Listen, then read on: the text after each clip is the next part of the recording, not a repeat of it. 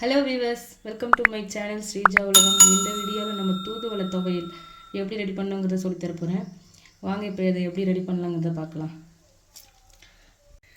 First கடாயை நல்லா காய வச்சுக்கோங்க. அதில் ரைஸ் பிராண்ட் ஆயில் சேர்த்துக்கோங்க. கொஞ்சம் எண்ணெய் சேர்த்ததுக்கப்புறம் ஒரு 8 வரமிளகாய் எடுத்து வச்சுருக்கேன், அதையும் சேர்த்துக்கலாம்.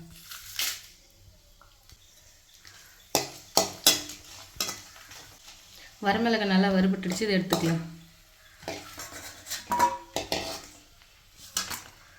அடுத்து பெரிய பல் பூண்டு ஒரு 25-30 பூண்டு எடுத்துருக்கேன், அதையும் சேர்த்துக்கலாம்.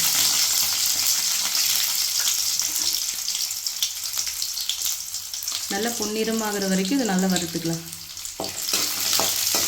துவையலுக்கு இஞ்சி பூண்டு எல்லாத்தையுமே அதிகமாக சேர்த்துக்கோங்க, அப்போ தான் உடம்புக்கு ரொம்ப நல்லது.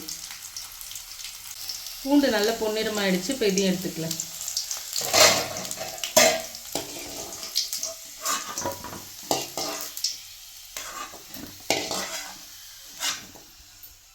பெரிய துண்டு இஞ்சி இது மாதிரி சின்ன சின்னதாக கொஞ்சம் கட் பண்ணி வச்சுருக்கேன், அதையும் சேர்த்துக்கலாம். இதுவும் நல்லா ரோஸ்ட் ஆகிற வரைக்கும் வறுத்துக்கலாம். இஞ்சி நல்லா வதங்கிடுச்சு, இதையும் நம்ம எடுத்துக்கலாம்.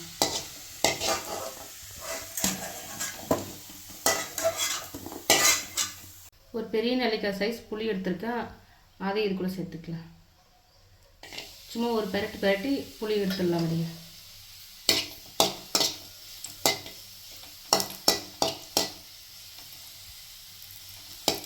இப்போ இதை எடுத்துடலாம் அப்படியே.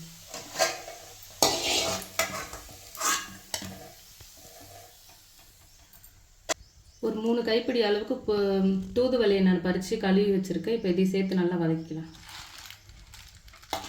தண்ணியெல்லாம் நல்லா வடிகட்டிட்டு சேர்த்துக்கோங்க.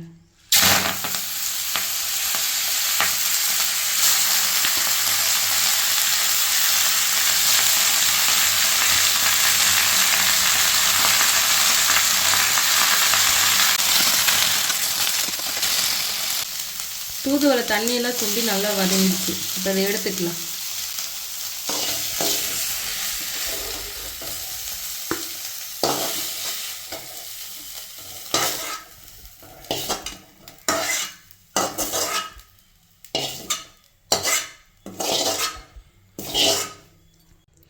அரைக்கிறதுக்கு முன்னாடி இதை நல்லா ஆற வச்சுக்கோங்க. ஆற வச்சுட்டு அரைங்க.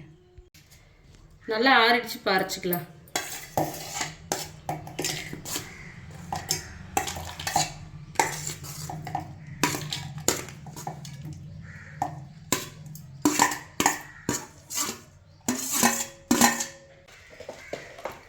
துவையலுக்கு தேவையான அளவு உப்பு போட்டுக்கலாம்.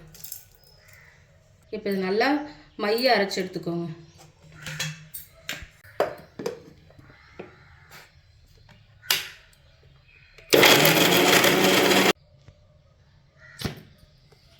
இதில் கொஞ்சமாக தண்ணி சேர்த்துக்கலாம்.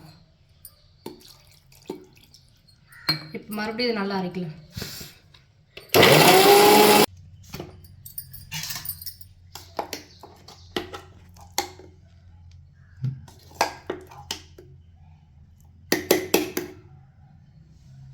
நல்லா மஞ்சிடுச்சு, இப்போ நம்ம இதை தாளித்து வதக்கி எடுத்துக்கலாம். கடாய் மறுபடியும் நல்லா சூடு பண்ணிவிட்டு எண்ணெய் ஊற்றிக்கோங்க. எண்ணெய் நல்லா காஞ்சதுக்கப்புறம் கடுகு போட்டுக்குங்க. கடுகு பொரிஞ்சதுக்கப்புறம் கருவேப்பிலை போட்டுக்கலாம். கருவேப்பிலை போட்டு பொரிஞ்சதுக்கப்புறம் நம்ம அரைச்சி வச்சுருக்க விழுதை வந்து சேர்த்துக்கலாம்.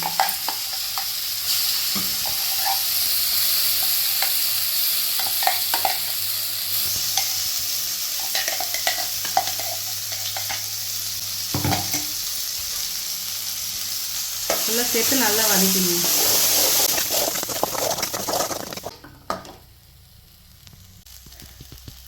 எண்ணெய் பிரியிற அளவுக்கு நல்லா வதக்கி எடுத்துக்கோங்க. அவ்வளோதான், நம்மளோட துவையல் வந்து ரெடி ஆயிடுச்சு.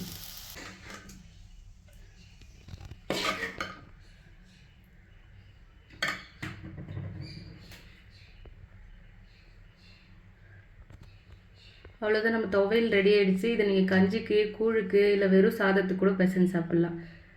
நம்மளை அடுத்த ஒரு வீடியோவில் பார்க்கலாம்.